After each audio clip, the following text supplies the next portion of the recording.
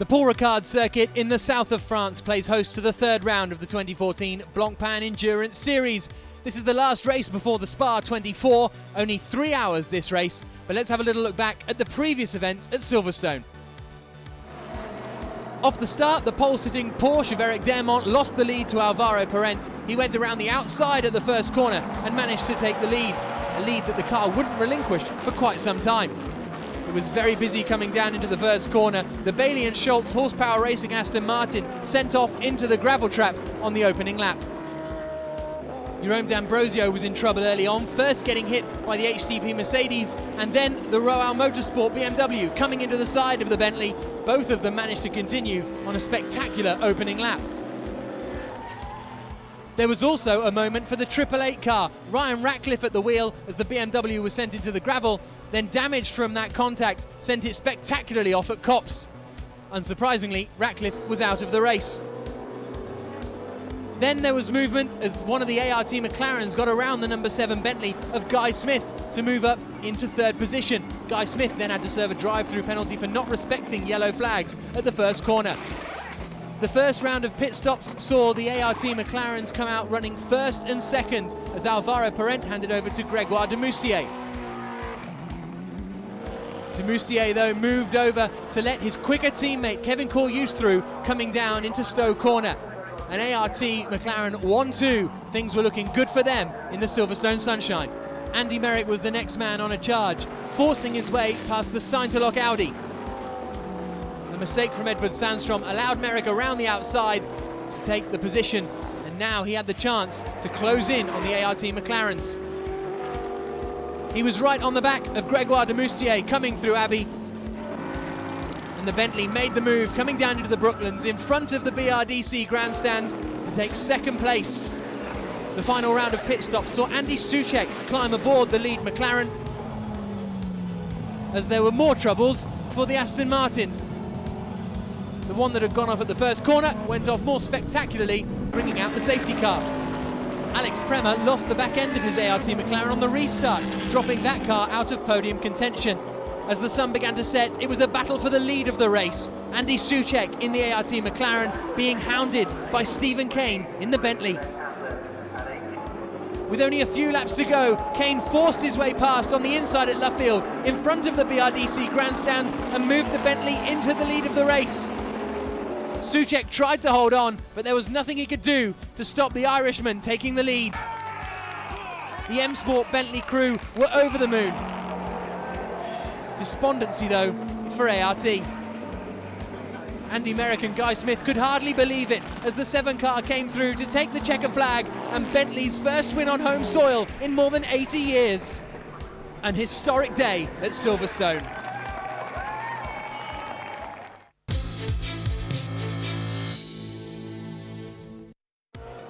After their superb weekend in Silverstone, morale in the Bentley team is absolutely sky high. It's an unchanged driver lineup for both of the cars. Guy Smith, who started the race so strongly in Silverstone, and Stephen Kane, who stole the highlights with the winning overtake, will both be in the number 7 car again. And alongside them, Andy Merrick, whose middle stint at Silverstone brought the Bentley back into contention, and he's looking forward to getting to grips with the car at one of his favourite circuits. We're here in the beautiful south of France at the Paul Ricard circuit. It's one of my favourite circuits, and the Bentley Continental GT3 is performing fantastically. We've got a very good chassis, so the car is doing really well in the corners at the moment. So now we're very happy with how it is. We just need to get around the competitors and keep going forward. So really looking forward to this weekend. In the endurance race at Paul Ricard last season, Audi really struggled. Most notably in the hot conditions and the long Mistral straight, it didn't suit the Audi R8. Saint-Aloc Audi seemed to have got on top of the problems. They had a strong qualifying performance in the hands of Gregory Gilbert. He'll be joined by Monegasque driver Stefano Telli and Swede Edward Sandstrom. As a result, the hopes of the French at their home race are resting on Gregory Gilbert's shoulders. You know, Paul Ricard is unbelievable. It's a track with a sharp corner, a big straight lane. You have all the possibility in this track. Our car is not so bad. We don't have so easy free practice, but my teammate is in good form and I really want to win this weekend. Max Buch for HTP is the defending champion, but he hasn't had the best of starts to the season. And in fact, here at Paul Ricard, it's the sister car that has qualified best. Steph Dusseldorp has put the 85 HTP Mercedes SLS second on the grid, ahead of the 3-hour race. One of his teammates is Sergei Afanasiev. The Russian was very quick in his time in the car and says that the race pace is very good for the Mercedes here. In fact, HTP won the race overall here last season, and there's no reason, starting second on the grid, that they can't be there again this year. Paul Ricard is a beautiful circuit overall, and it's very good for Mercedes. It's very good on the straights, it's good on the high-speed corners, and I'm sure we're going to do a great job here. So let's keep our fingers crossed and just push for the win.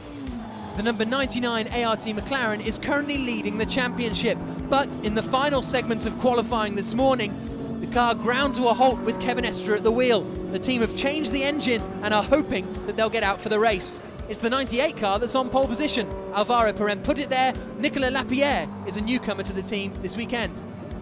I'm very happy to be here back in the Blancpain Championship. It's going to be a great race this weekend.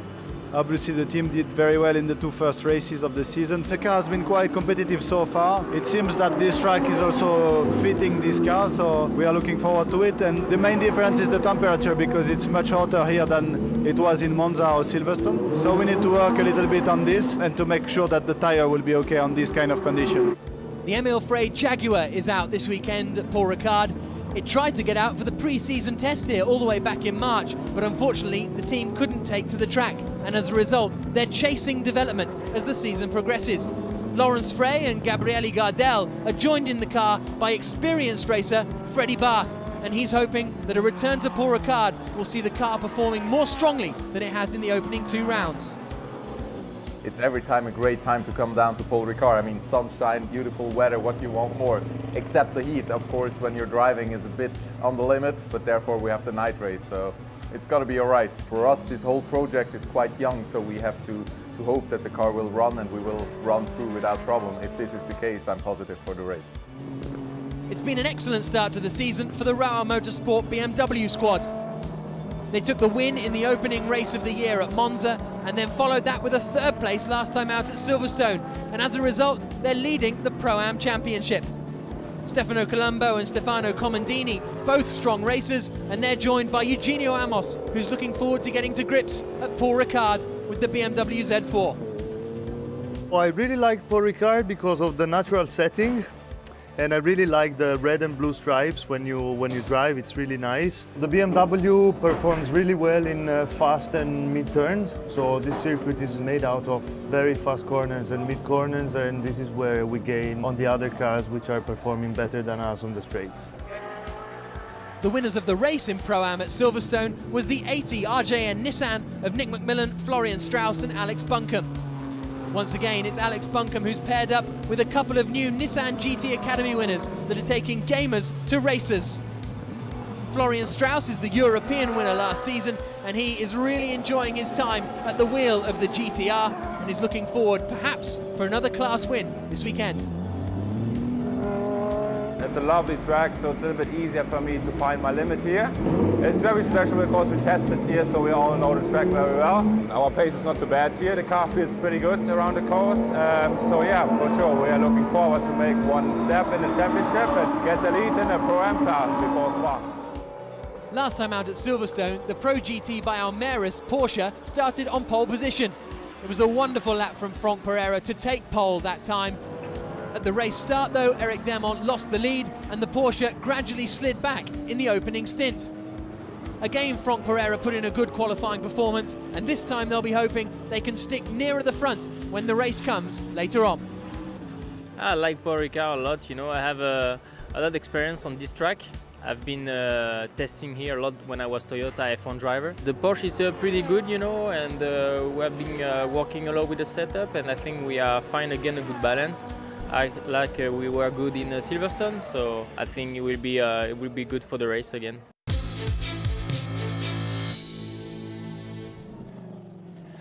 A very good evening, everybody. Welcome to Paul Ricard in the south of France. It's the 3rd round of the 2014 Blancpain Endurance Series.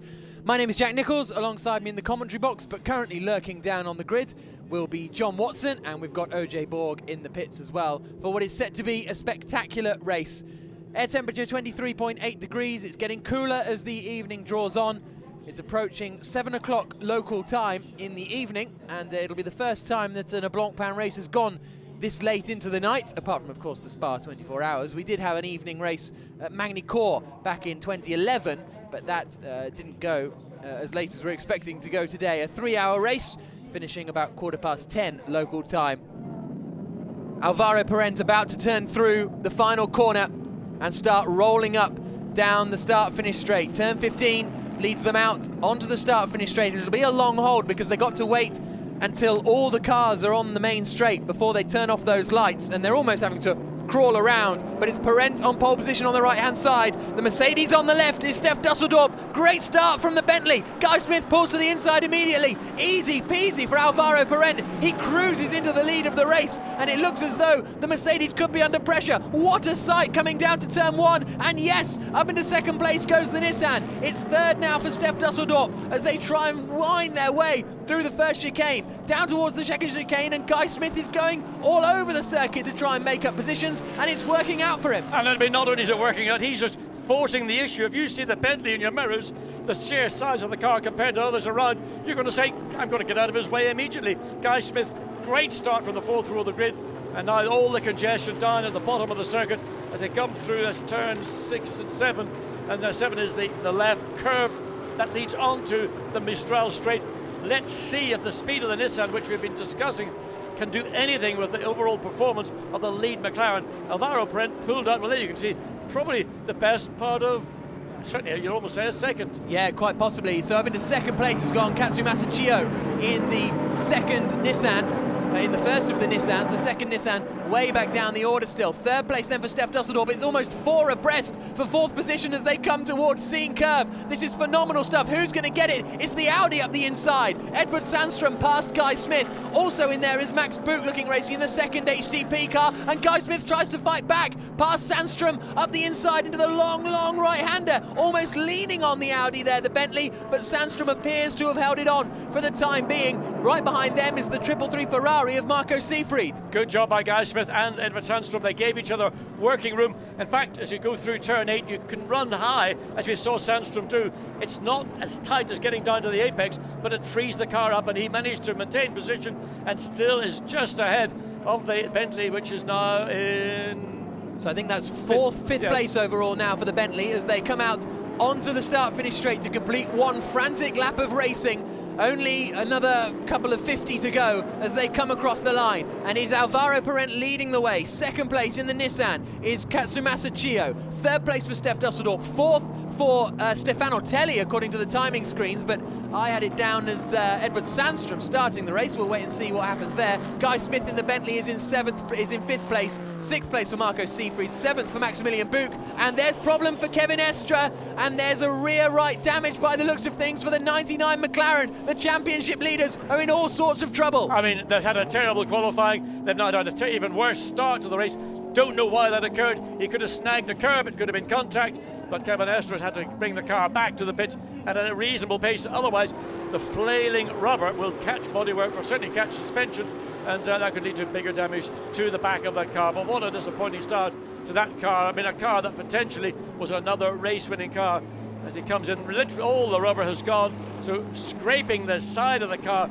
Carbon fibre is actually, that's where you can see the smoke coming from. It's not the tire. Here comes Guy Smith on the attack to try and get back that fourth place. He's on the outside of the Saint-Eloque Audi as they come down towards Seine Curve. He'll be on the outside line, and he can't quite do it. Marco Seefried hovering there on the inside, and also trying to join the party is Max Buch. Then we got the second Bentley in there. That's a great start from Antoine Leclerc to be up in the fight and in 8th position after he got penalised in qualifying as well. He's right up behind Maximilian Buch, who's currently in 7th place in the HDP Mercedes. And once again, Guy Smith will look to the outside coming towards Seine Curve, but it's a quick right-hander. And this is where Marco Seefried in the green Ferrari behind tried to take advantage. He'll do it again this time, looking to the inside, and round the outside goes Guy Smith at Seine Curve. Brilliant move. Well, that was commitment, because Seine Curve, one of the quickest corners of any circuit anywhere in the world, and to make a move around the outside, well, that took commitment, and it took a fair bit of courage to do it. And look,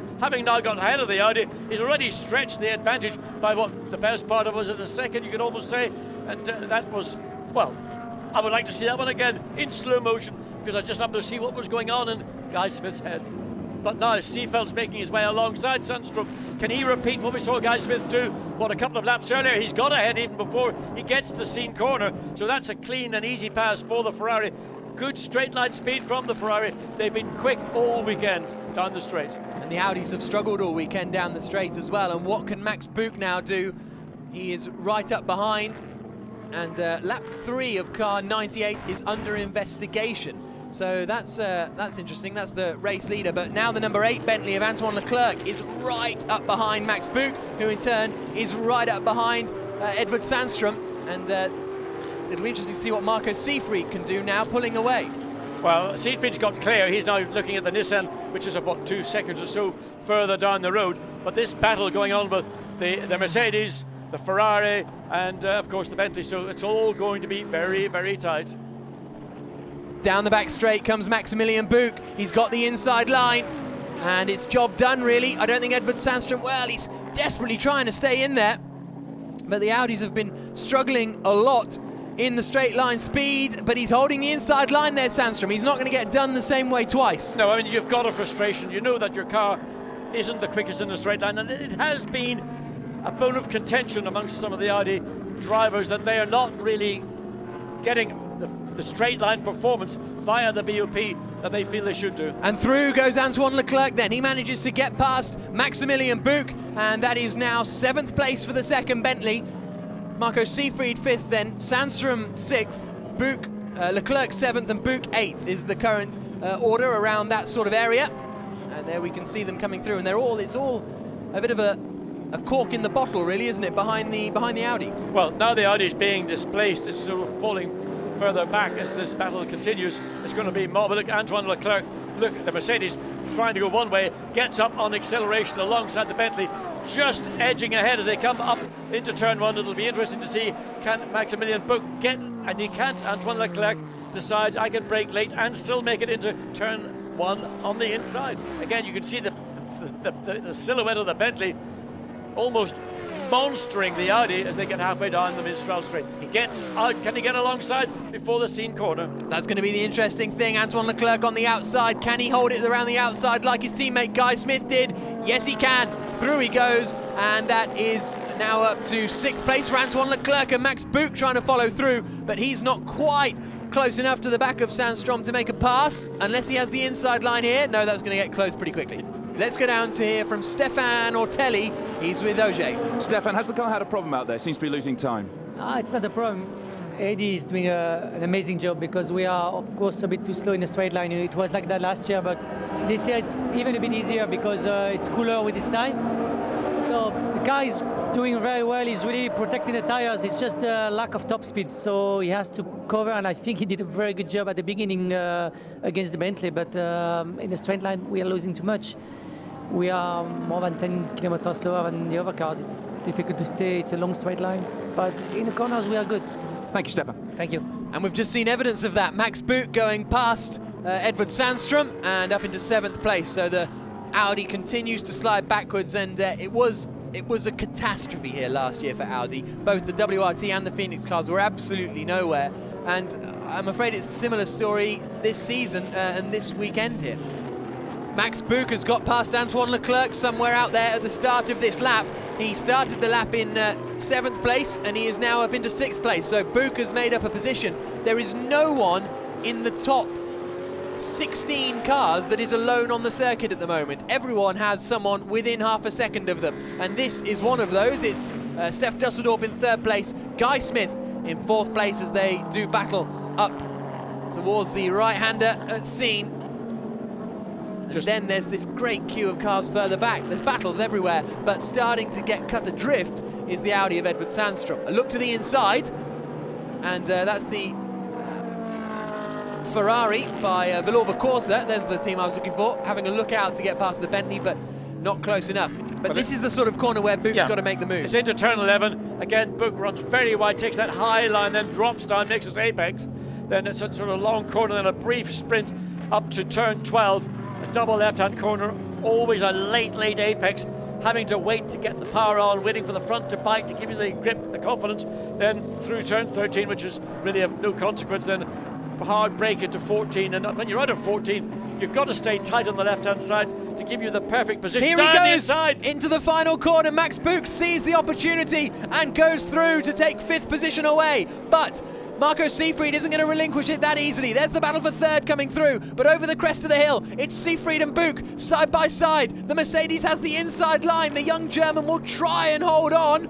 Will he be able to be late enough on the brakes into the first corner? Yes! Buch goes through, holds on to 5th place. Seefried drops to 6th, but he needs to be careful because here comes Antoine Leclerc in the Bentley. Seefried's all over the shop coming out of the first chicane. And Antoine Leclerc is all over the back of the Ferrari as they drop down into turn 4.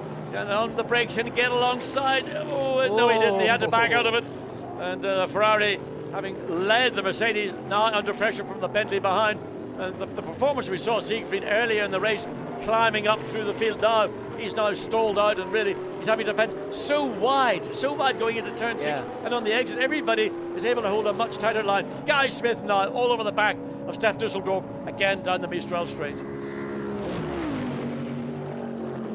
Oh, look at this, the Bentley being challenged by the Ferrari right off the racetrack.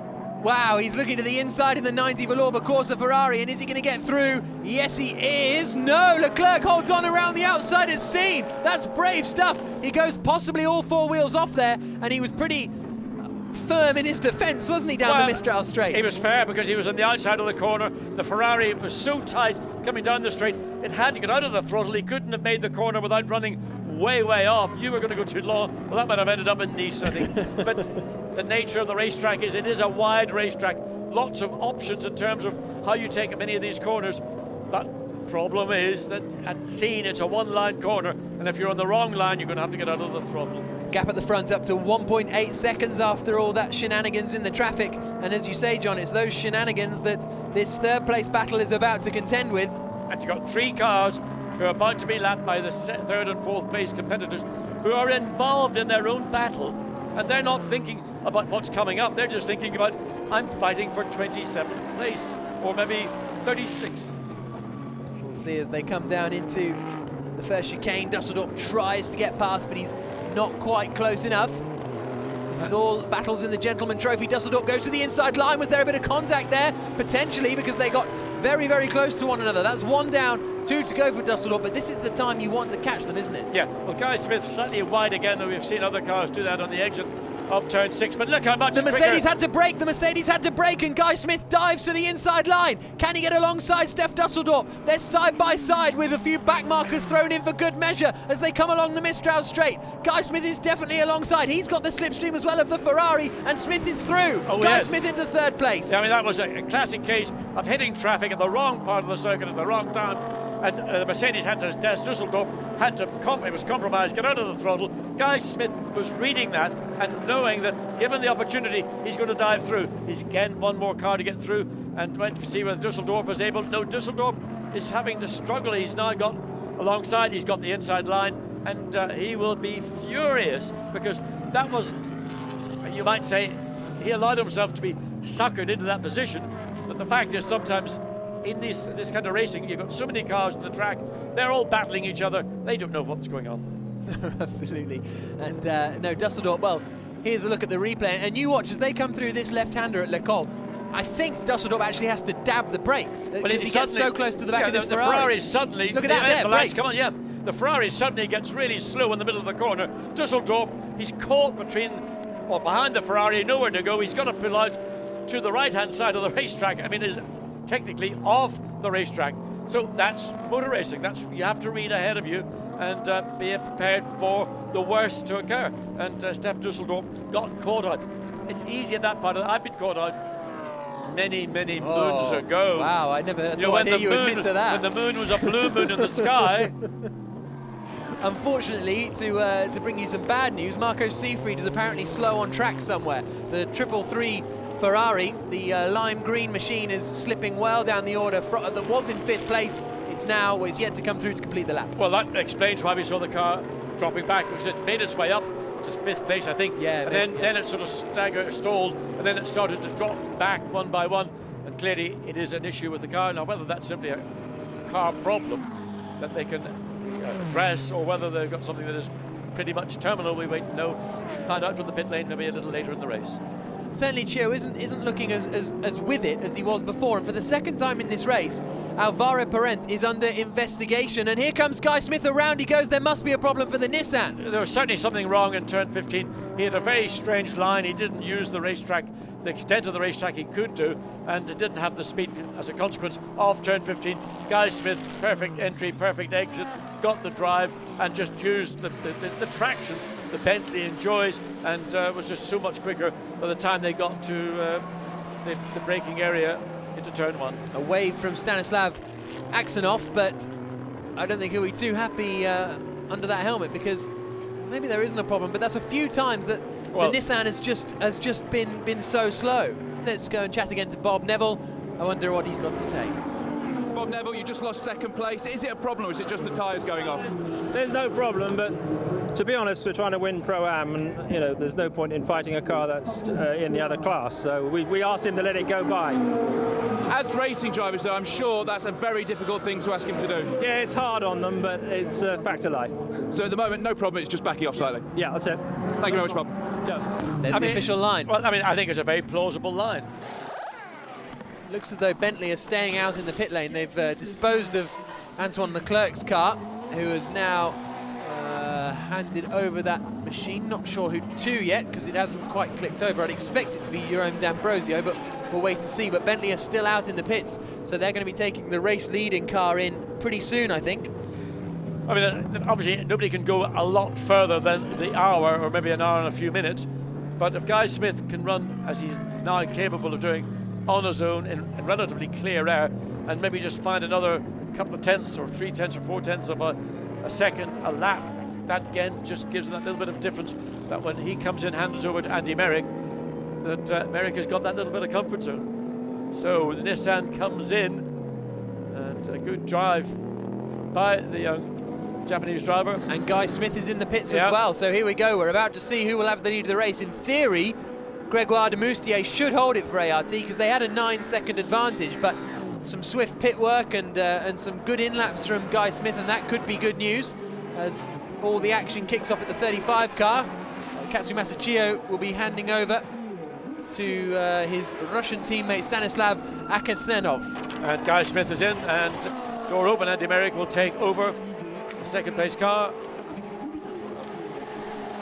Relatively straightforward. Of course, the Bentley is a physically larger car, a lot more space and ease of access into the Bentley than there is in some of the mid-engine cars, where everything seems to be on top of you and almost to the point of being claustrophobic. The Bentley, as is in the case of the Nissan as well, a proper GT car by anybody's definition, front or mid-engine, basically a 4-seater GT car, or 2+2 at least. Gregoire de Moustier. Oh, Gregoire, that is not what I'm sure Alvaro Parent told you to do in your outlap. No, absolutely. What sort of sector times has Gregoire de Moustier done? A 31.0 in the middle sector, which is not particularly quick, about a second off the pace, but he is just getting out there. It is his first middle sector, so this is going to be very, very close. Andy Merrick versus Gregoire de Moustier for the lead of the race. Meanwhile, out goes the Russian. There's a bit of gesticulation going on there. There's a problem with the Bentley. Okay, they've got the wheels changed, but he's underway, so he gets ahead, stays ahead of the Nissan, which is making its way down the pit lane. And there's de Moustier back into the lead then. And so de Moustier holds onto the lead for the time being. I think that's the other Nissan going past. And so Andy Merrick is in second place. Well, Maximilian Buch has yet to come into the pits yet, but essentially, I think Merrick will be in second behind the race leader Gregoire de Moustier as Buch comes into the pit lane and pulls into his stop. Oh, look at that. Oh, Isn't that's that cool, magnificent? actually, yeah. A silver, a genuine 300 SL Mercedes-Benz. What a collector's item one of those is today, especially an alloy-bodied one with the Rudge wheel knock-off wheels on it, and the fitted luggage, a cool mill in any currency, but probably certainly in pounds. It's Harold Prima who's hopping into the car, and so it'll be Nico Verdonk who does the last stint. And there we got the race leader in second place, Bentley behind. Gap was 6 seconds, 5.8-ish.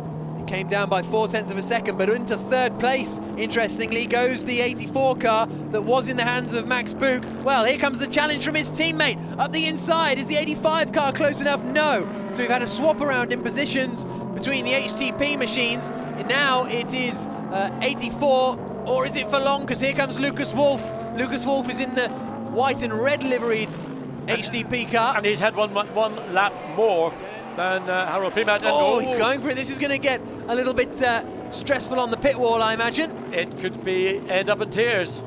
But, you know, two drivers, same team, fighting for position. Wolff has got the advantage in that he's had a lap on the tyres that is more settled than we're seeing Harold Primat right now. So on to the Mistral straight. Primat probably can breathe because he knows that the challenge that he faced in the first third of the lap is probably now over. Maxi Boot just giving Nico Verdonk a little bit of a debrief before Verdonk gets in about 50 minutes to do the final stretch. But here comes the run. On the outside line is Lucas Wolff there on the right-hand side as we look at it, coming up towards Scene Curve. He is indicating, isn't he? Yeah, so he's let him go past. Yeah, I mean, that's clearly been, whether it's been from the pit lane, radio transmission to say, let Wolff go, he is quicker than you or not. Whatever it is, Lucas Wolff has got through and Harold Primat dropped down one spot. Here's the challenge for fourth place. Sorry to cut across you, John, but Jerome D'Ambrosio trying to get past Harold Primat for fourth position now. The Bentley right up behind the Mercedes, and not too far behind them is the wily old fox. You think? Yeah. You think? Never discount Stefano Otelli. You think Sandstrom's got some tricks? Wait and see what Otelli's got up his sleeve. But because here he comes up the inside. Oh, another place to do it. Not a good place to do it. D'Ambrosio has to relinquish that, and Otelli is all ready to take advantage if this all goes horribly, horribly wrong. It's got the makings of it because Jerome D'Ambrosio looked down the inside into turn, what was it, turn 10 or 12. It is not a part of the racetrack where you can make a pass, and all you will do is end up in collision. He got out of it, left enough working room, and he can now think about somewhere else around the racetrack. But of course the Mercedes has got that straight line speed, and you can see that Stefano Otelli is eyeing up Jerome D'Ambrosio to try and sort of catch out the Bentley driver who's fixated on the tail of the Mercedes. D'Ambrosio runs really, really wide. Now it looks to dive down the inside coming into turn 4. He hasn't got the possibility to do it. He's still holding it in there though, and that was very close to contact, but they keep it all together. The former Marussia Formula 1 driver right up behind Harold Primat, and then Stefano Otelli is right behind. And are they all closing in on Lucas Wolff? No, Wolff is holding the gap further up in front in third position. The gap for the lead of the race has come down to half a second between Gregoire de Moustier and Andy Merrick, so that's all going to kick off before too long as well. So once again, we've got battles for the lead, and we've got a battle for fourth place kicking off.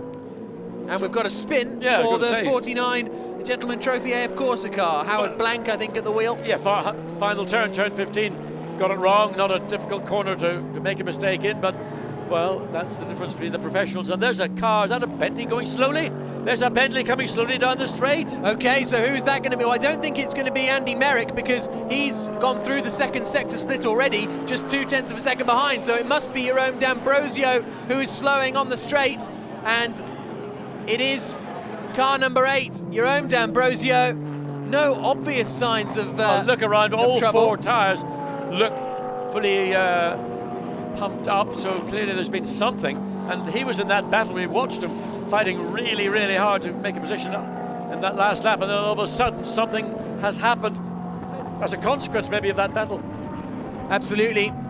The other, as he pulls off now to the inside, so it looks like it may well be fairly terminal. He's not bothering to go back around to the pits, but here's the battle for the lead of the race. Gregoire de Moustier in the ART McLaren, right behind him. Here comes Andy Merrick.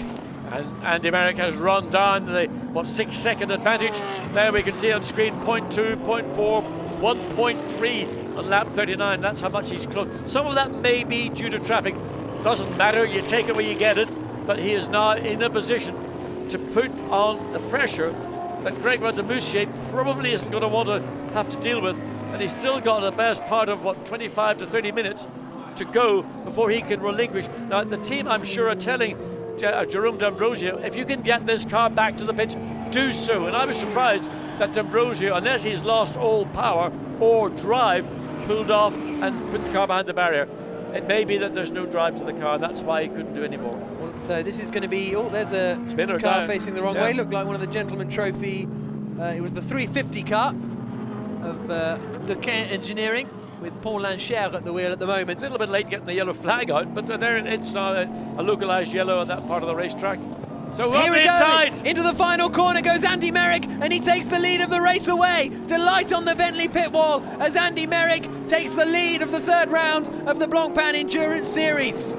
He caught Gregoire de Moussier completely stone flat-footed because de Moussier had not anticipated that Merrick was going to make that move. Lap after lap after lap.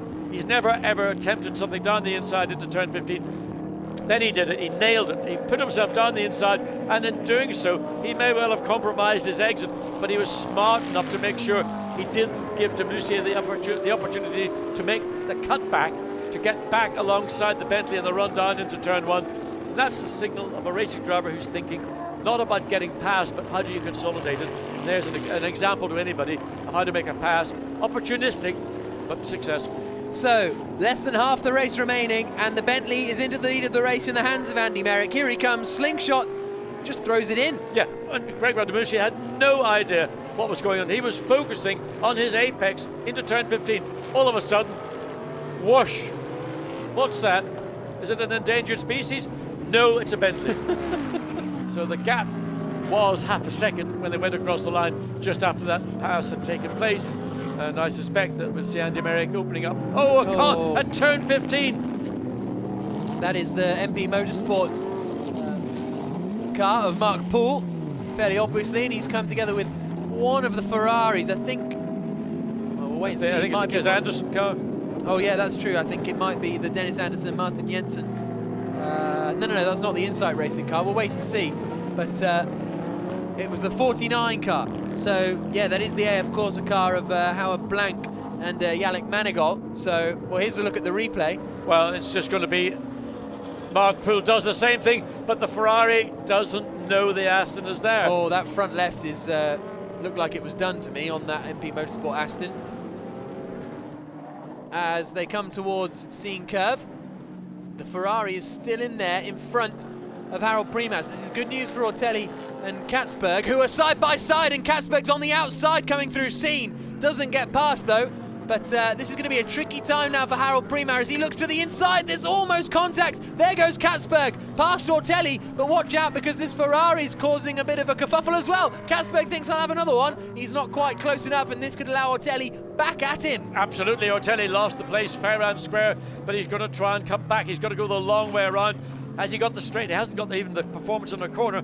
As the Mercedes battles past the Porsche, BMW follows through. Ortelli's got to get out of it and wait for the Porsche to determine, I'm going to stay out of the way. Ortelli really, in effect, has lost nothing. So you've got three cars all battling for position behind a car that's going to go a further lap down. In fairness, the Ferrari should get out of the way and let these three cars that are battling go on their way and enjoy their own battle. Is the BMW, is it getting alongside? It is, isn't it? This is a good run from Nicky Katzberg. He got a good run out of Le Col and is now alongside, but he'll be on the outside coming up towards Scene Curve. It's not these two cars coming towards us, it's the next pairing.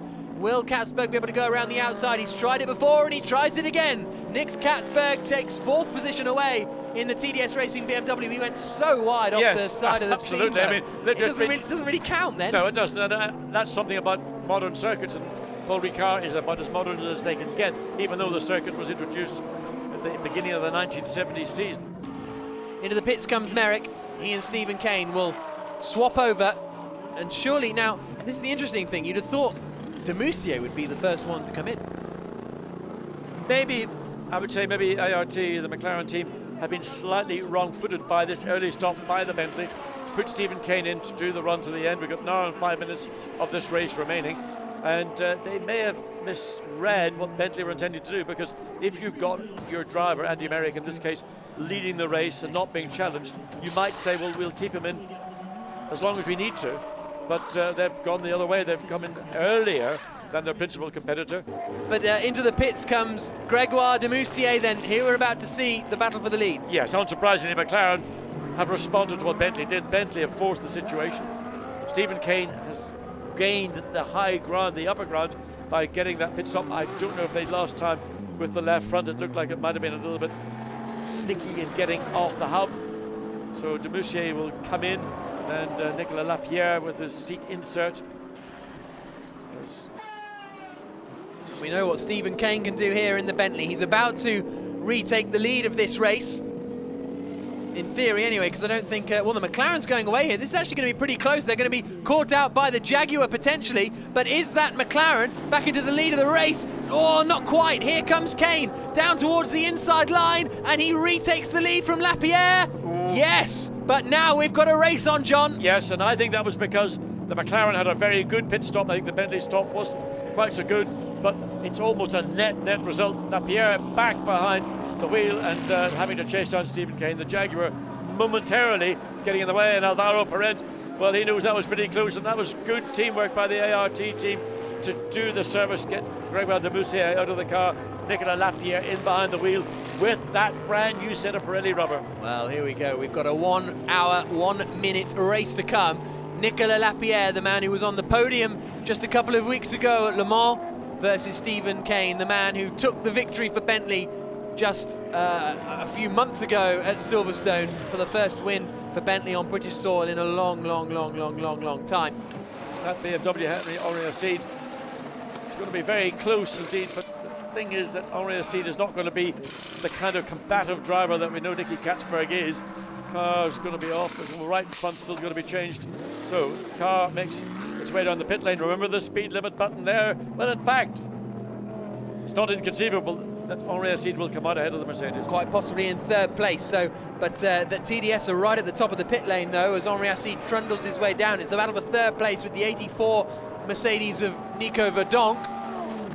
This group of 3 cars coming is no, the they're Mercedes. not going to get it yet, No. so they're going to come out Behind. down in 6th place overall, I think, behind Verdonk, Lucas Wolff, well no, Sergei Afanasiev has taken over that car, and Gregory Gilbert.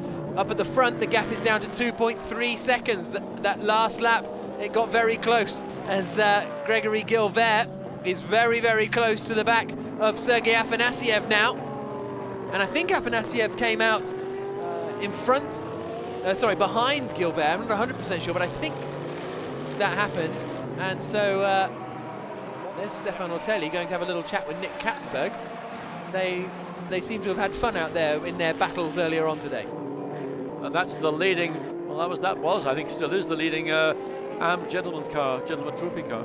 Yeah, the 458 car, yeah. which is currently in the hands of Frank Schmickler, is still in the car at the moment, and he will be the man to bring it home, and they're looking fairly comfortable. You can see they're 54 seconds clear of the 51 yep. AF Corsa Ferrari in second spot at the moment. And this is going to be 3 out of 3 wins for them so far this season. There, though, is our race leader, Stephen Kane. And we'll look at, if you look just under the doors, essentially, of the Bentley, I think you'll see... Oh, it's just orange. It's a lean... I mean, that is burning fuel in the most efficient manner possible. I mean, there is not a... Look, there you can see that, yeah. Wonderful. What a great shot. Yeah. You never see that in daytime. It's only when you get into nighttime that all this... Yeah. There's the exhaust on the back of the BM Look as at the well. Ferrari, yeah. God, we should have more nighttime races. You're liking this, aren't you? It's cool, man. It's, no, it's always wonderful when you go from daylight, or dusk as it was, into nighttime. And again, I mean, just to see the glow under the door, I mean, I'm sure Stephen Kane hasn't got a clue just what's going on beneath his, fundamentally his body, because he's sitting right on top of the exhaust system from the left bank of the engine. Less than 16 minutes to go then, and it's less than a second now, the gap for the lead. It came down by 0.2 of a second that last time around, so there is the second place McLaren. Just up in front is the number 7 Bentley. The sparks fly as it plunges down through the second chicane, and traffic management here is going to be vitally important in the battle between Verdonk. Well, the 2 Mercedes are actually nose to tail as they come down to turn 1. Super close to each other. 1/10 of a second. Only a 1/10 of a second. So how are we looking in terms of Pro-Am leader? Yeah, still Henri Acide, who's lapping pretty strongly actually, and I don't think Castellacci's going to close in on him. He's still got some 8 seconds. It's extended, in fact, if anything, because you know, again, with Christopher Mies getting past Castellacci, that's maybe cost the Ferrari driver a little bit of time in his pursuit of winning the Pro-Am category. And Henri Acide is lapping in the 201s, which is pretty much the pace of cars further ahead of him. So that's a good pace from the gentleman or the amateur in that team. Absolutely. The nerves in the ART pit wall as well, because they saw the gap coming down, and then as you can see, the last 3 laps, it's suddenly rocketed back up again. I'm on my way. Into the final corner they come. It's time to start the final lap of the race here at Paul Ricard. The gap between first and second places as they cross the line is 1.7 seconds. It's not going to be enough, surely, for Nicolas Lapierre to take victory here at Paul Ricard. It's all going to be down to traffic, unless there's some crazy traffic antics on this final lap. It should be set for the Bentley to move to the top of the championship and to take its 2nd win in a row in the Blancpain Endurance Series. The sparks fly off it as it comes down into the 2nd chicane. Stephen Kane leading the way, Lapierre 2nd, still only a 1/10 of a second in the battle for 3rd place between, in fact, yes, Afanasiev has got it. Afanasiev finally, after 3 hours of racing, has managed to get past his teammate and up into 3rd position, and Nico Verdonk drops down to 4th place. But here, along the Mistral Straight for the final time, it's non-stop all the way up towards Seine Curve. Into the final corner now, the final right-hander on this Paul Ricard circuit. Bentley are about to move to the top of the Blancpain Endurance Series Championship with a victory in Paul Ricard. Delight on the pit wall as Stephen Kane takes the checkered flag. 1.1 seconds clear of the ART McLaren of Nicolas Lapierre. Wonderful, wonderful race going into the night here.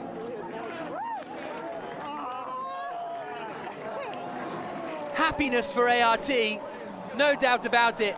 There's Guy Smith on the right-hand side. 3rd across the line then, here come the Mercedes, and it is the 85 car that takes 3rd position finally. Across the line there comes Henri Acide to win in Pro-Am, he and Nick Katzberg doing a great race. Stephen Kane, as he did in Silverstone, climbs out of the car and celebrates hard. 2 superb drives from Stephen Kane. He has to go and greet his team before he chats to John Watson. And you can't blame him. Superb scenes here. And here's the results after 88 laps of racing. The Bentley Continental GT3 run by M Sport takes the victory. Smith, Merrick and Kane taking the win. Demoustier, Lapierre and Alvaro Parent finishing in 2nd, just 1.1 seconds behind, and how that could have all changed. Wolf, Afanasiev and Dusseldorp finishing in 3rd place for the HDP Mercedes gang. 5th place for Sandstrom, Ortelli and Gilbert. Superb job by them, considering the Audi's shortcomings around this circuit. Henri Acide and Nick Katzberg win the Pro-Am class. And Rizzolo, Guy and Castellacci finishing 2nd in that class. And Aksenov, Chio and Miguel Feixa complete the podium there. Ramos, Basseng and Van Thorp, 13th place, the highest, 2nd highest WRT finisher after Christopher Meese finished in 7th place. There in 20th place overall are our gentlemen trophy winners. Guy Smith, Andy Merrick, Stephen Kane. Is that a happy race? Is that a happy team? Very happy, absolutely incredible, exciting as well. I mean, top job by ART and McLaren. That was very exciting, as was Silverstone, but super job by the whole team, Team M Sport Bentley, and obviously a fantastic car in the GT3. So we're delighted, as you can tell. Guy, you had a great opening stint on that, and handed over to Andy, and then Stephen took it over to the finish, but under pressure for the last half hour. Yeah, it was really nail-biting. I mean, obviously, Andy and I did the first couple of stints, but watching Stephen at the end there, I mean, he drove fantastic under pressure. ART were coming really strong there at the end, and it was a real nail-biter, but that's what, you know, Blancpain Series is all about, close, hard racing, and I think today was a great race. Well, Stephen appears to have vanished, but Stephen Kane, come on, Stephen. Congratulations, fantastic drive. Pressure, the last half of the race, was it just being cool? Or did you have a problem? Or were they just running you down? I wasn't cool at all. No, the boys, Matt and Chris kept me calm on the radio, so it was brilliant that they give me all the information. But again, the Bentley GT3 Continental looks after its tyres, and it was brilliant in the race again, and it got us to the end in first place. Now the ebb and flow between you and Nicolas Lapierre, it went up to 6.5, 7 seconds, and it was down to about 1.2. Then why was that? I just find it really hard to get past the traffic. I don't know if it was the first night race for everyone and they just didn't know what was coming behind. Their teams weren't letting them know who was coming, and I had a few cars that blocked me actually. Probably not intentionally, but it was very difficult and I just didn't want to do any touching or make any mistakes. Oh, congratulations. Malcolm Wilson, what a proud-looking man you are. I tell you what, you want to give up the rally, at least you win in motor racing. Well, put it this way, we're definitely doing better at the moment, but it's down to everybody. It's just an incredible team effort. So, as you can imagine, it's a fantastic feeling. So, where was your heart? Was it in your mouth or where was it? No, I had every confidence in this little Irishman. Thank you. And this is the Gentleman Trophy presentations we've got going on. Onto the top step of the podium for the 458 car. Pierre Errit, Alexander Matschul and Frank Schmickler. Third step of the podium then there for the 35 Nissan car in the Pro-Am class. And there Nick Katzberg and Henri Acide on the top step of the podium. The championship standings, Stephen Kane and the American Guy Smith moved to the top of the points, only 7 points clear of Demoustier and Parent. And they're only 9 points clear of Gilbert Ortelli and Sandstrom. Look at that, really impressive performance from them. There on the top step of the podium, the new Bentley boys. They move to the top of the championship as we head to the 24 Hours of Spa next month. Make sure you join us. Thanks for coming to Paul Ricard.